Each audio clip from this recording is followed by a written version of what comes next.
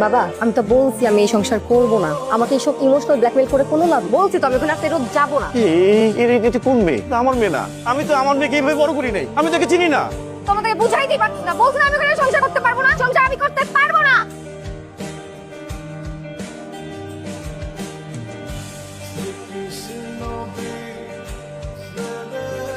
কি আশ্চর্য, কি এখানে কি করছেন আপনি?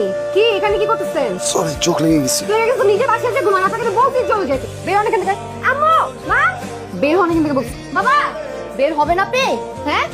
আম্মু, বাবা। কি? এই যে লিখানো মানে কি হয়েছে? লোক আমার রুমে ঢুকে গেছে কেন?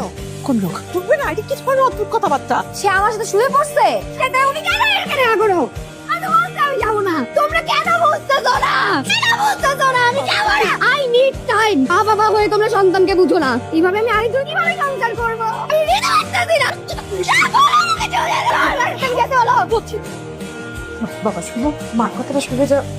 এতে কি শোনা যাবা তো সাথে মানে এত রাত। মা শুধু শুধু অস্থির হচ্ছেন, বিশ্বাস করে আমি কিচ্ছু মনে করিনি। এই গেলাম, আপুর খেয়াল রেখো।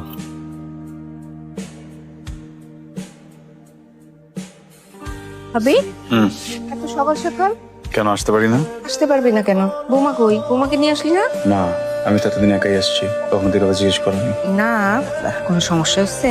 কি সমস্যা? আসলে ও তো ওই যে ওর ফ্যামিলিতে এত বছর থাকছে বাবা মার সাথে, আসতে চাচ্ছিল, আমাকেও জোর করছে আমি যেন ওকে নিয়ে আসি, কিন্তু মনে হলো ভিতরে ভিতরে চাচ্ছে ওর ফ্যামিলির সাথে আর কয়েকটা দিন থাকুক না, নিয়ে আসবো না। আচ্ছা বসো।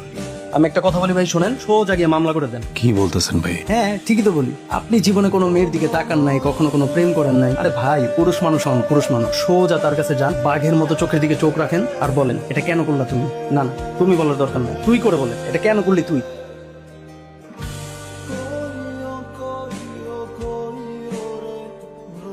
একটু বোঝার চেষ্টা করেন প্লিজ। আমাদের মাঝখানে একটা গ্যাপ তৈরি হয়েছে, একটা মিসআন্ডারস্ট্যান্ডিং। আমি সেটা বুঝতে পারছি, বিয়ে তো খুব সিম্পল একটা ব্যাপার, আন্টি, যে মাঝখানে বাধা দেবেন না। ভুল। বিয়ে কোনো সিম্পল বিষয় না, বিয়ে একটা পবিত্র সম্পর্ক, দুইটা মানুষের মাঝে, দুইটা পরিবারের মাঝে। আপনি কে যে আমাদের মাঝখানে কথা বল? তার আগে বল তুই কে, তোর পরিচয়টা দে। আপনি থেকে ডিরেক্ট তুই? বাহ, ভালো তো। আমি রাফি, নেহার বয়ফ্রেন্ড। আর আমি নেহার হাজবেন্ড। নেহা আমার বউ। আর এক সেকেন্ড যদি আমি তোকে এখানে দেখি না, আমি কিন্তু গায়ে হাত দেবো। দেখছো বাবা? হ্যাঁ, এই লোকের ব্যবহার দেখছো? আপনি চুপ করেন। এই, কেন চুপ করবো? হ্যাঁ, আপনি আমার বাসায় এসে আমার গেস্টের সাথে খারাপ ব্যবহার করবেন, যা খুশি তাই বলবেন, আর আমি কিচ্ছু বলবো না? আপনার লজ্জা নাই? আবার আমার বাসায় আসছেন? হ্যাঁ, আপনি এখন এখান থেকে চলে যান। কেন আসছেন? শান্তি নষ্ট করতে আসছেন আপনি? হ্যাঁ, এই শিক্ষা দিয়েছেন আঙ্কেল আপনি ওকে? মানে কোনো কার্টিসে নেই, নিজের হাজবেন্ডের সাথে কিভাবে কথা বলতে হয় এই শিক্ষাটা তো নেই। সেই সব জান।